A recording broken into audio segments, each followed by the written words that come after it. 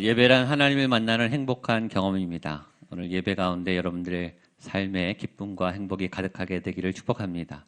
하나님을 만나는 것은 새로운 경험이에요. 내가 아는 하나님이 아니라 새로운 하나님, 내가 알지 못했던 하나님의 새로운 부분을 탐험하는 그런 시간입니다.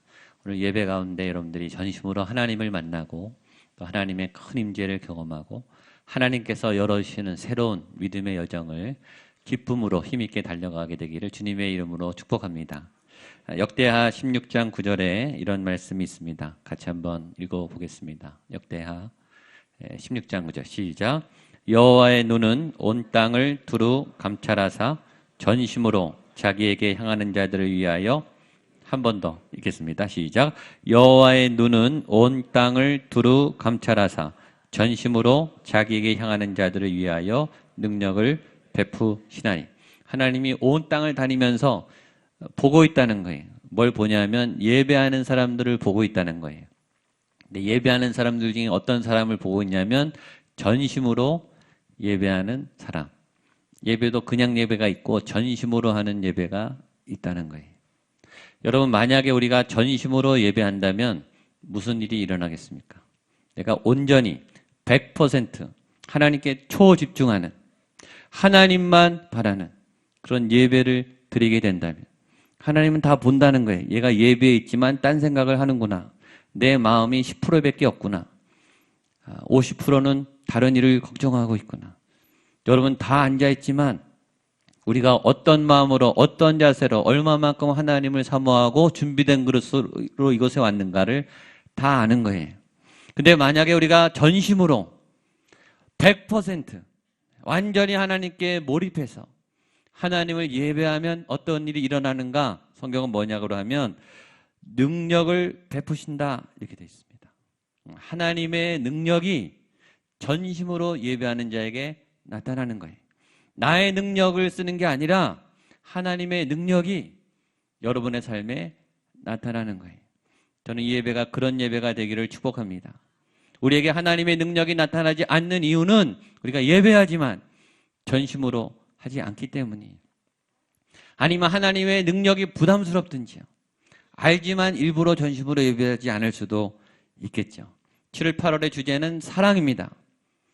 근데 이 사랑의 내용이 우리에게 예배로 나타나는 거죠. 우리가 사랑하는 만큼 관심을 집중하게 돼 있어요. 사랑하는 만큼 생각하게 돼 있어요. 사랑하면 우리는 그 대상을 향해서 집중하게 돼요. 집중하게 된다는 말은 뭐냐면 다른 거를 포기한다는 거예요. 그 대상만을 선택적으로 사랑해야 되기 때문에 다른 사랑을 할 수 없는 거예요. 그러니까 예배를 전심으로 드린다는 것은 하나님만 사랑한다는 거죠. 때로 그 일은 고통스러워요. 사랑은 피가, 희생이, 재물이 필요해요. 다른 것들을 희생해야 되는 값비싼 대가가 필요한 거죠. 그게 없이 어떻게 사랑이라고 말할 수 있겠습니까? 그래서 사랑은 고통스러워요. 희생해야 되거든요. 쳐내야 되거든요. 버려야 되거든요. 선택해서 쏟아부어야 되거든요. 그런저런 예배, 안전한 예배, 적당한 예배, 내가 생각하는 범위의 예배, 그런 예배는 안전하겠죠. 여러분의 삶에 흔들림은 없겠죠. 하나님이 응답을 주셔서 좋은 길을 갈 수는 있겠죠. 그러나 삶의 변화는 없을 수 있어요. 그런 예배를 원하십니까? 저는 여러분들이 조금 더 전심으로, 더 깊이 있게 내 삶을 흔드는 고통이 있는, 그러나 대가가 있는 사랑이라고 하는 그 피의 희생을 통해 값비싼 사랑을 쟁취하는 하나님의 그 사랑을 얻는 살아있는 예배자가 되시기를 축복합니다. 2000년 전에 사도행전 역사 오순절 마가의 다락방에 불이 임했습니다. 여러분, 왜 성령님이 임하실 때 다른 현상도 많은데 불로 표현하셨을 거예요. 불은 강력한, 이 지르는, 번지는 역사가 있어요. 불은 에너지입니다. 근데 이 불이 얼마나 강력했냐면 2000년 전에 이 땅에 불이 들어왔는데 그 불이 2000년 동안 한 번도 안 꺼졌어요. 안 꺼졌을 뿐만 아니라 계속 번져나갔어요. 사람들에게, 땅에, 문화에, 역사에 불을 질렀어요. 저는 가끔 그 현장을 상상합니다. 그 현장을 보고 싶어요. 도대체 어떤 일이 있었을까? 사람들의 표정은 어떻게 바뀌었을까? 그들의 몸에 어떤 이상과 변화가 생겼을까? 저는 궁금해요. 정말 황홀한 경험이었겠죠. 이 땅에 교회가 세워지고 성령님이 처음 역사하시는 그 현장은 참으로 신비한 경험이었을 거예요. 그러나 여러분, 그 현장은 신비한 경험만 있는 게 아니라 고통스러운 시작이에요.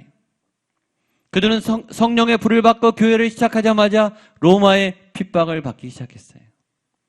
사도 바울이 다메섹 도상에서 잡혀서 하나님의 인도를 받는 예수님을 만나서 새로운 영적 경험을 통해서 그의 삶이 변화되는 순간부터 바울은 고난과 핍박을 받기 시작했어요. 신앙이란 황홀한 행복한 경험이면서 동시에 고통스러운 경험이에요. 사랑도 똑같아요. 하나님을 사랑하고 누군가를 사랑하기 시작하면 그 사랑 안에는 고통이 따르고 희생이 따릅니다. 예배란 가장 행복하면서 가장 고통스러운 사건이, 여러분이 누군가를 사랑하는 그 사랑의 행동이란 가장 행복하지만 가장 고통스럽고 부담스러운 어떤 사건일 수 있죠. 사도행전 역사를 보면, 또 성경 전체를 보면 하나님이 강하게 임하실 때, 하나님께서 어떤 패러다임의 급 반전을 경험하면서 역사의 주리를 바꿔나가실 때, 교회와 영적 흐름을 바꿔나가실 때, 강력한 기름 부음이 임할 때 어떤 역사가 있었냐면 사람들이 당황했어요. 그게 하나님의 사인 중에 하나예요. 사람들이요, 너무 어쩔 줄 몰랐어요.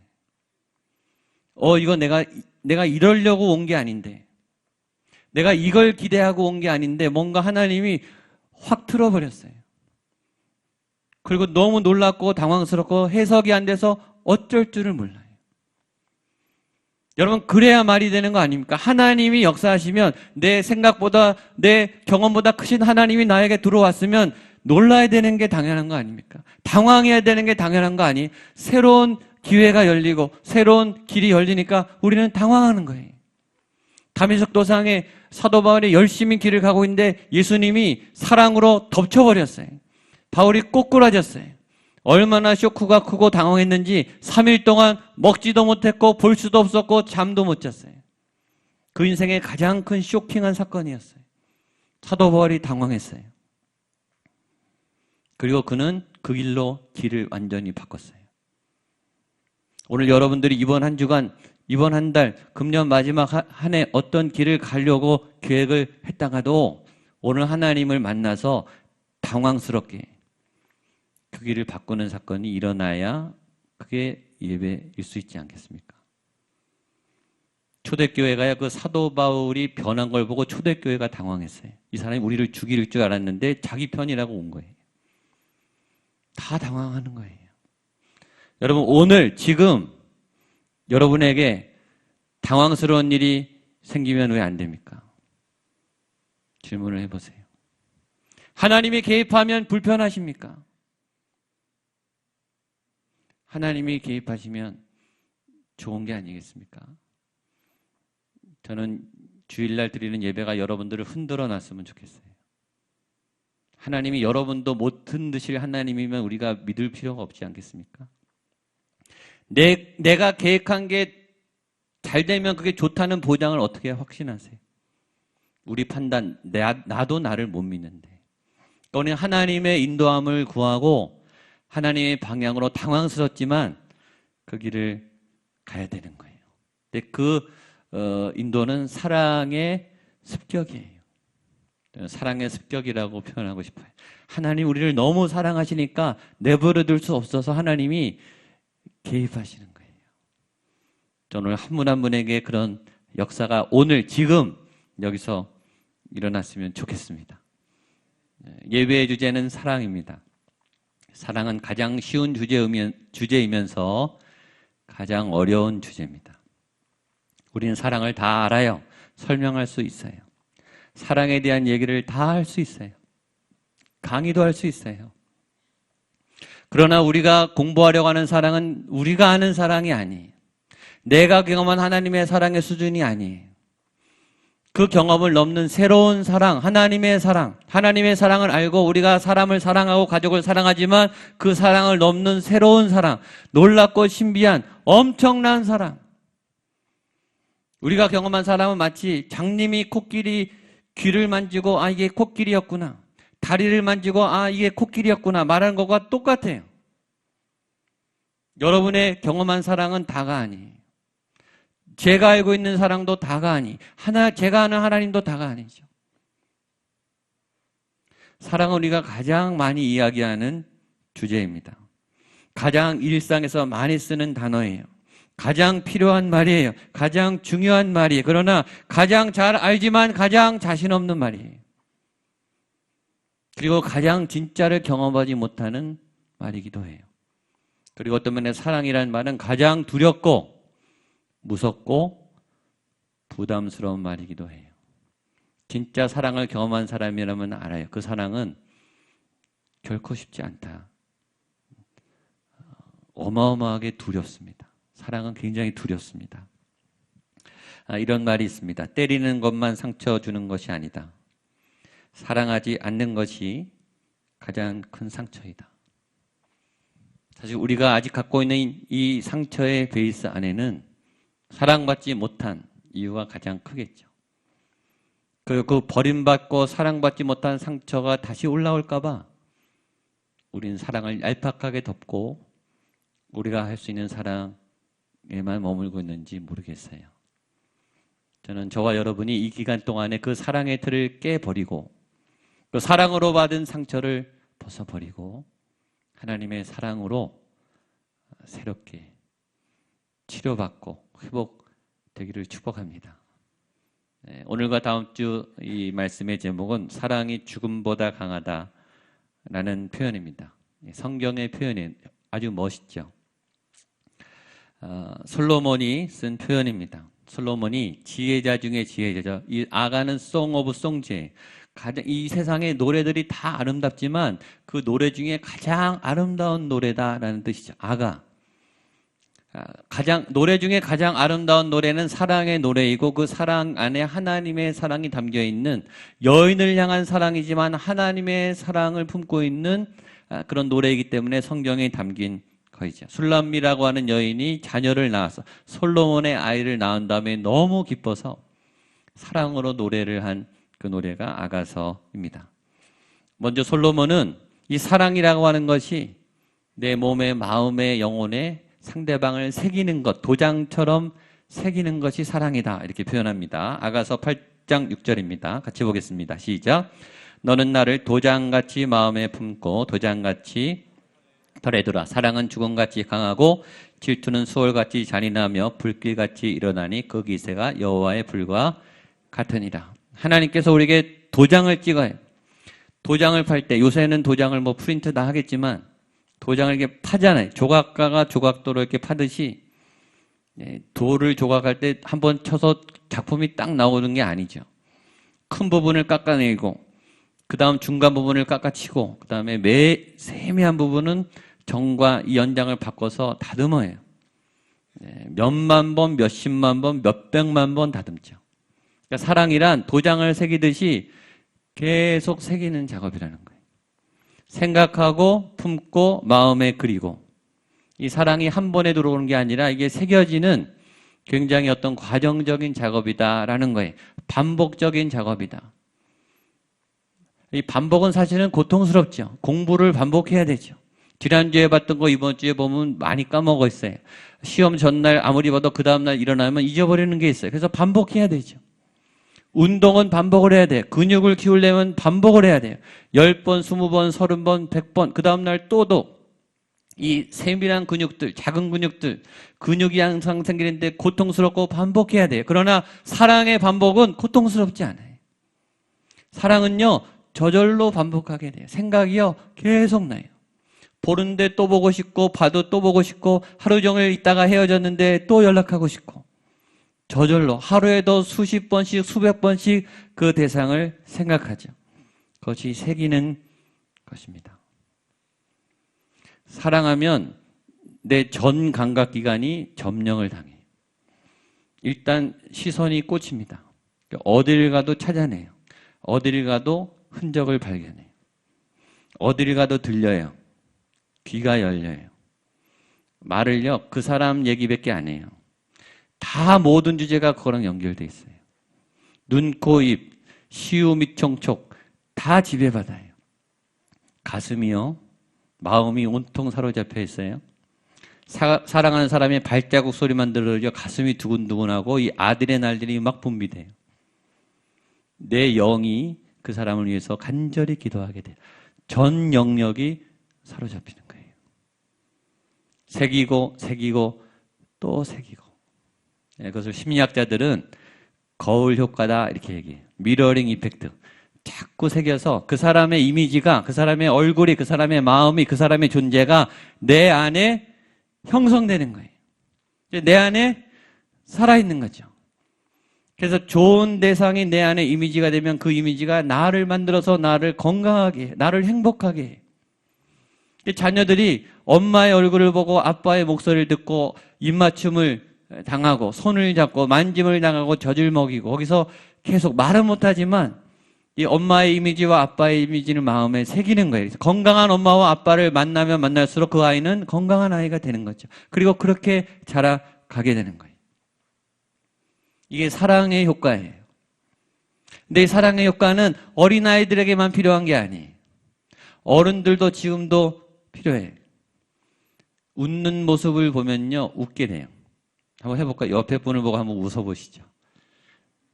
무안하시지만 여기 두 분은 막 울고 계시네요. 한 분이 우니까 옆에 같이 우시잖아요. 이게 미러링 효과입니다. 먹방 요새 막 먹는 거 방송하면 우리의 모습이 어떻게 되죠? 저건 꼭 먹고 말아야 돼. 이렇게. 먹고 싶죠. 하품하면 하품하게 돼. 이게 보니까 이미지가 돌아와서 우리가 따라가는 거예요.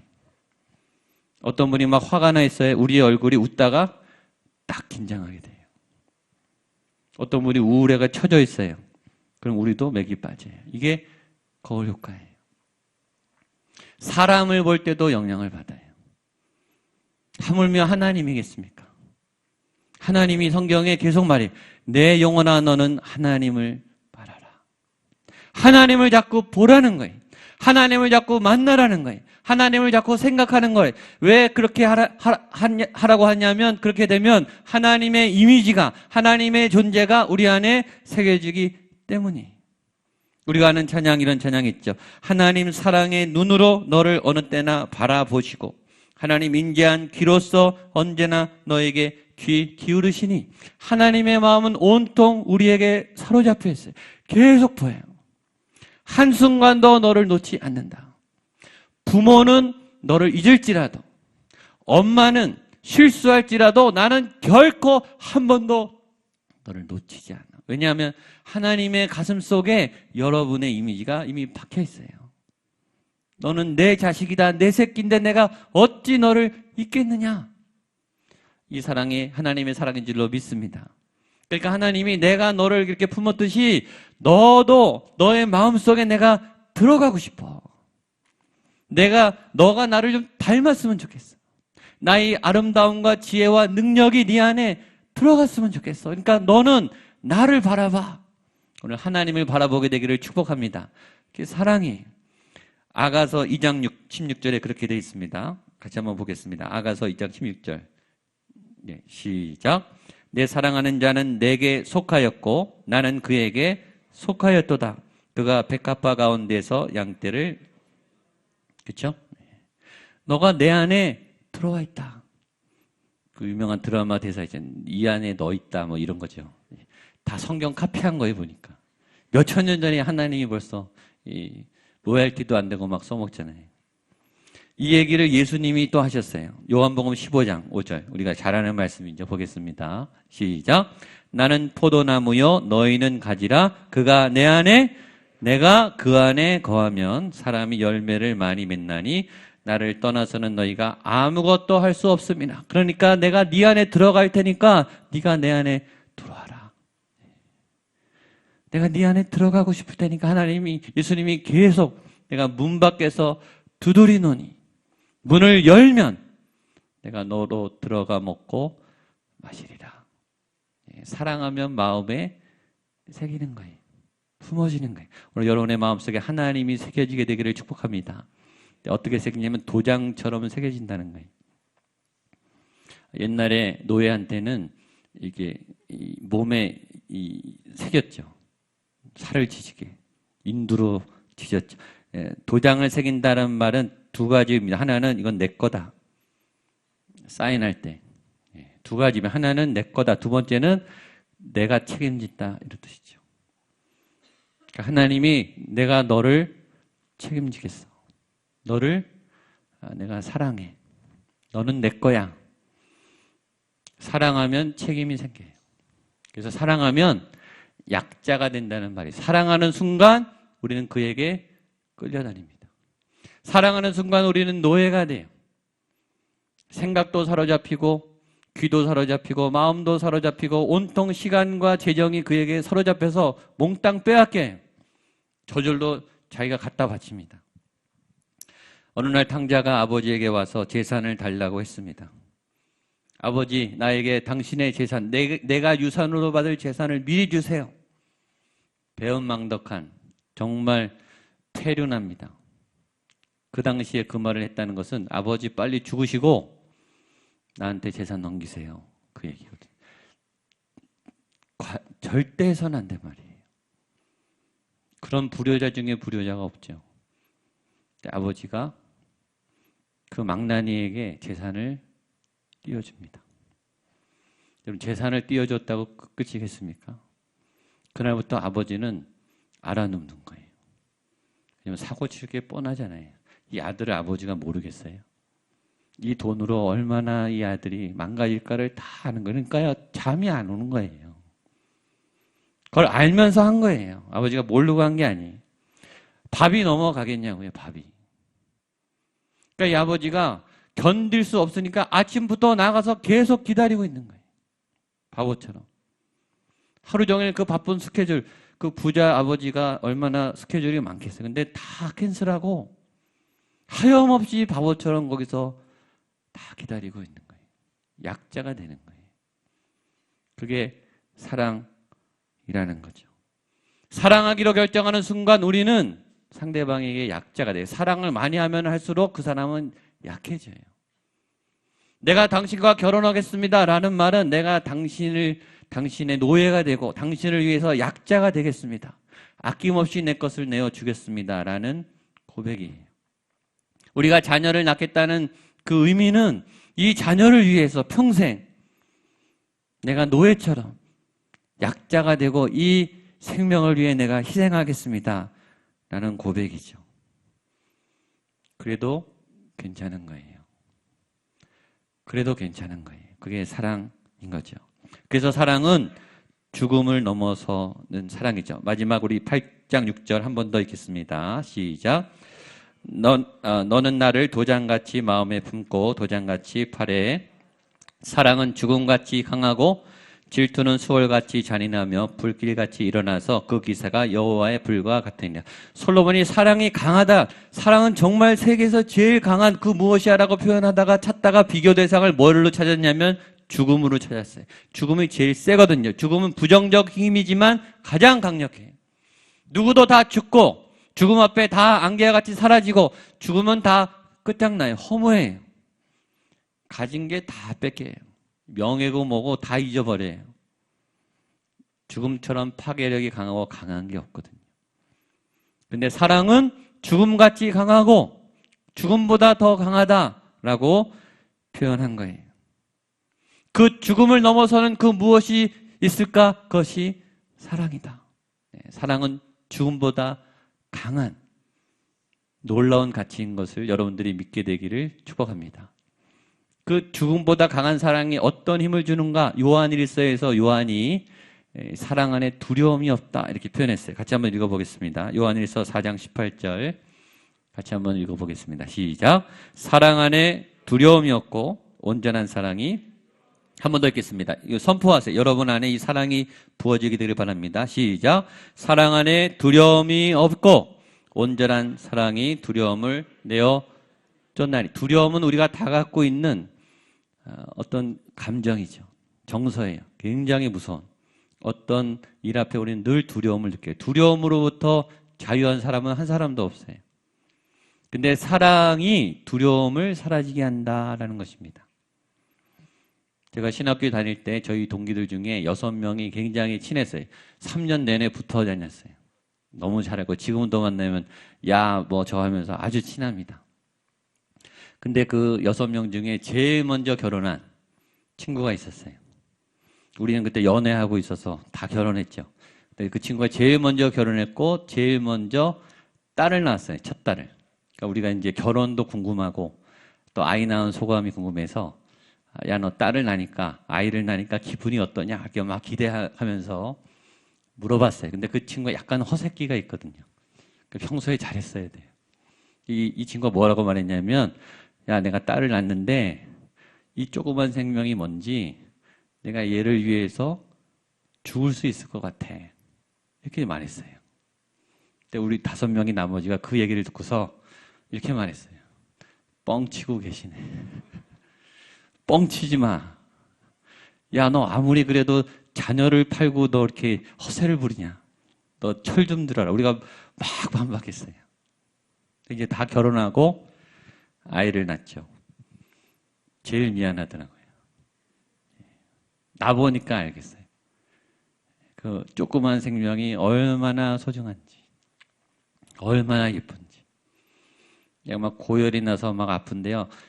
제 가슴이요, 막 유리벽이 됐는데 그걸 망치로 깨서 제 유리벽이 막 박살나는 것 같더라고요. 너무 고통스러운 거예요. 제가 대신 막 아팠으면 좋겠고, 정말 죽을 수 있을 것 같아요. 그런 마음을 몰랐죠. 사랑은 위대합니다. 십자가를 앞에 놓고 예수님이 너무너무 힘드셨어요. 겟세마네 동산에서 기도하셨어요. 그때 예수님이 제자들에게 뭐라고 말했냐면 얘들아, 내가 죽을 것처럼 힘들다. 그 십자가가 너무 부담스러우셨어요. 주님이 왜 십자가가 부담스러웠을까? 고통을 보셨기 때문이죠. 그 손에 못이 박히는 거, 창으로 찔린다는 그 고통을 상상을 초월하는 고통 아니겠습니까? 납덩이가 달린 한번 긁으면 살점이 떨어져 나가는 그 채찍을 40대 이상 맞으셔야 돼요. 너무 두려운 거예요. 예, 하나님하고 딜을 하시죠. 하나님, 이거 좀 앉으면 안 됩니까? 너무 두렵습니다. 피할 길은 없습니까? 그러나 예수님의 기도는 바뀌었습니다. 아버지의 뜻대로 하십시오. 그리고 십자가를 지셨죠. 저는 제 수준에서 예수님을 상상했어요. 이건 성경에 있는 게 아니에요. 제 상상이에요. 예수님의 두려움이 어떻게 십자가를 지려고 하는 용기로 바뀌었을까? 제 수준이라 그랬어요. 저는 로마 총독 빌라도 너무 얄밉죠. 유대 제사장, 바리새인들, 사두개인들 너무 밉죠. 근데 예수님이 사랑하는 사람을 떠올렸을 것 같아요. 적어도 어머니, 홀로 된 어머니, 사랑하는 제자들, 귀신 들린 그러나 예수님이 고쳐주셔서 정말 순종하는 막달라 마리아, 나사로, 마르다 마리아. 적어도 내가 내일 죽어야 이 사람들은 살아나거든. 예수님이 내일 안 죽으면 이 사람들 다 지옥 가는 거예요. 사랑하는 사람을 위해서 용기를 내지 않았을까? 적어도 내가 죽어서 사랑하는 사람들만 살릴 수 있다면 나는 지겠다. 고통에 주목하지 않고 예수님이 사랑에 주목하기 시작했기 때문이다. 라는 저는 그렇게 해석했어요. 이 죽어가는 영혼들을 너무 안타까워하시는 가슴앓이라는 그 하나님 아버지를 생각하고 자기에게 사랑을 부어주니 신실한 믿음의 자녀들을 결코 버릴 수 없는 예수님의 사랑이 그 밤에 저는 두려움을 내어 쫓았을 것이다 라고 생각합니다. 사랑 안에 두려움이 없고 온전한 사랑은 두려움을 내어 쫓는다. 여러분, 이게 하나님의 사랑입니다. 다 두렵죠. 저도 두려워요. 안 두려운 분이 어디 있습니까?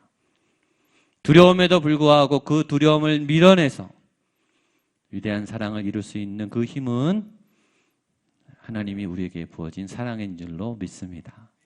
이미 우리는 그 사랑을 지금 받고 있는 사랑받은 자녀입니다. 그래서 이 사랑의 힘으로 여러분에 있는 모든 두려움들을 내어 쫓고 위대한 하나님의 사랑을 함께 되시기를 주님의 이름으로 축복합니다. 기도하겠습니다. 하나님 아버지, 우리는 사랑 앞에 멈칫합니다. 사랑 앞에 두려워합니다. 부담스러워합니다. 사랑은 짐을 지는 것이고 사랑은 희생해야 한다는 것임을 알기 때문입니다.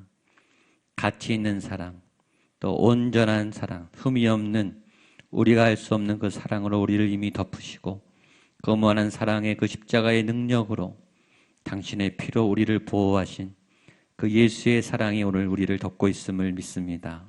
하나님 아버지, 오늘 우리를 그런 사랑으로 덮어 주시옵소서. 그리고 우리도 다시 용기를 내어서 두려움을 내어 쫓는 이 땅의 죄의 권세를 밀어내는 거룩한 하나님의 온전한 사랑을 이루어나가는 하나님의 백성 되게 하여 주시옵소서. 예수님의 이름으로 기도하옵나이다. 아멘. 일어나셔서 나주님의